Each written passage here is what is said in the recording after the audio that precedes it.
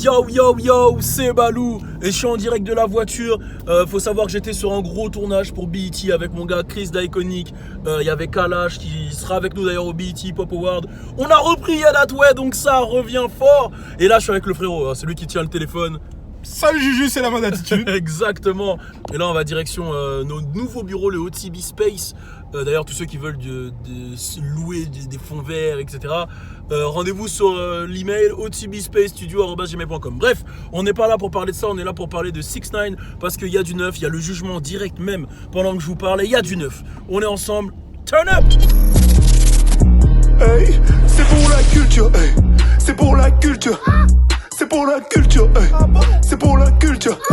C'est pour la culture. Alors on va parler de plusieurs choses. On va commencer par, je pense que l'info la plus importante, vous l'avez vu, c'est dans le titre. 6ix9ine a accepté de ne pas avoir la protection du gouvernement. Il ne veut pas la protection du gouvernement parce que voilà, faut savoir, pour ceux qui n'ont pas suivi les vidéos que j'ai fait, il avait le choix. Il pouvait même changer d'identité. C'est une chose que les gens qui ont coopéré peuvent avoir accès avec la 5K1 letter. Il aurait pu avoir une protection du gouvernement, un changement d'identité, même tu vois une rechirurgie faciale pour changer d'identité totalement. Tu vois, genre une fois que tu coopères et que tu fais tomber des gangs, ben t'as plein de tu risques d'avoir des soucis, voilà, et tu peux obtenir des choses cool quoi du gouvernement. Exactement. Parce que tu deviens comment on dit ça? Tu deviens témoin. Tu coopères quoi, voilà. t'es dans l'équipe, t'es dans la team. T'es dans la team du gouvernement. Sauf que lui il a dit non, il veut pas de ça. Il va avoir sa propre sécurité, il gère le bail et d'ailleurs il reprend la musique. Il a dit par la même occasion je reprends la musique.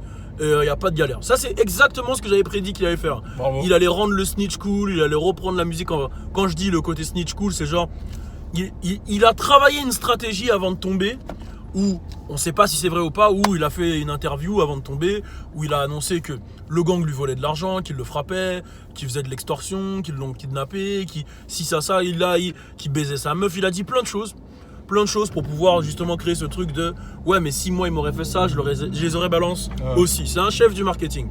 Moi je l'ai déjà dit, à partir du moment où tu choisis de rentrer dans un gang, tu sais dans quoi tu rentres quoi. Un gang, il n'y a rien de légal quoi. Dans un gang, il n'y a que des activités illicites, ça vend de la drogue, ça tire sur des gens et voilà. Il y a un bon côté du côté gang, c'est le côté famille, mais on sait très bien que dans ce genre de gang, surtout dans les 9 Trey.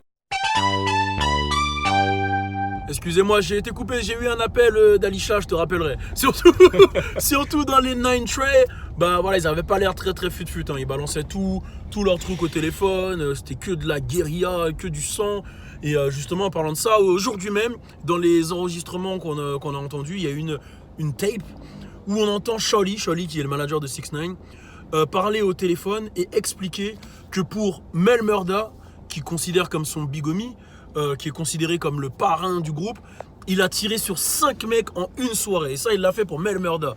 Et on l'entend en fait dire ça au téléphone.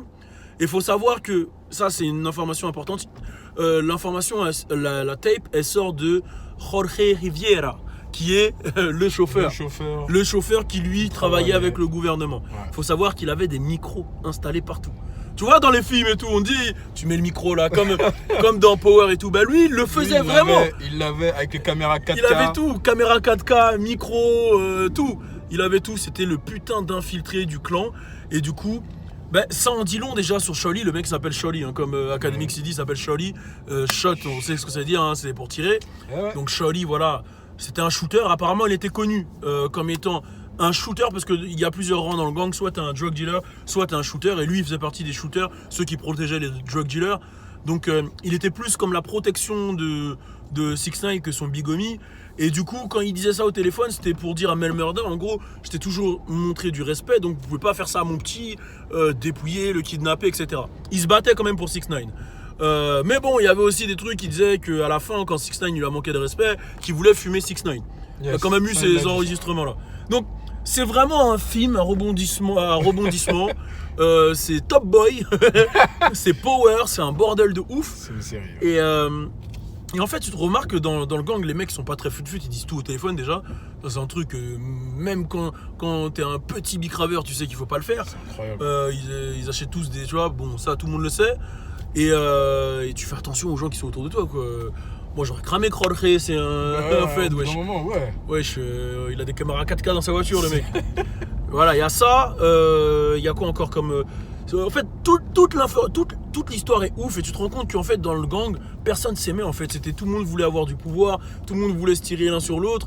Et la petite poule aux œufs d'or, c'était 6ix9ine jusqu'à ce qu'il décide de plus donner d'argent à un tel s'énervait. C'est le bordel, c'est un gang, c'est le bordel. C'est une organisation de ouf quoi. N'importe quoi, c'était n'importe quoi sur n'importe quoi. Et je comprends même pas comment 6ix9ine il a accepté de... En fait, peut-être qu'au début, il savait pas, mais une fois que tu vois quand c'est ce bull comme ça, il faut courir loin, il faut pas rentrer dans des trucs comme ça. Donc en gros, c'est un message pour les jeunes, le gang, la rue, c'est pas un jeu, c'est pas pour tout le monde. C'est pas un jeu, on parle pas en tant que gangsters, nous ne sommes pas des gangsters. Du tout. On a grandi en quartier, on sait je fais une diète là. Je suis un mec bien, je bois des tisanes. Voilà. Des détox, tout. Des détox. Voilà, je fais des brunchs. Je suis un mec super bien. Voilà, restez des mecs bien, restez à l'écart de tout ça, ça n'a aucun sens. Il y a des côtés positifs dans les gangs, c'est juste le côté familial. Et il y en a beaucoup qui sont dans les gangs aux États-Unis par dépit, c'est-à-dire qu'ils n'ont pas de famille, donc ils se réfugient dans ça et tout. Tu te retrouves seul. Mais c'est pas basé sur un truc positif. Voilà, c'est rare. Enfin, je sais pas qui irait de manière joyeuse. Ah, je vais rentrer dans un gang. Il y a juste à voir le film de Tookie Williams en vrai. Voilà, si vous voulez voir comment les gangs se créent, c'est voilà. Il n'y a rien de fun. Il n'y a rien de fun. Donc voilà, c'était notre petite vidéo. On vous fera une petite vidéo débrief quand tout sera fini. Hein. Normalement, le jugement aujourd'hui, on a le verdict. Il y a des gens qui disent qu'il est déjà sorti. Enfin, il y a plein de rumeurs. Bref, dans tous les cas, on va pas parler des rumeurs, sinon ça va durer 2 heures. On vous donnera une vidéo. On vous fera une vidéo pour le verdict. Voilà. Turn up. C'est pour la culture, hey. C'est pour la culture. C'est pour la culture, hey. C'est pour la culture. C'est pour la culture, hey. C'est pour la culture.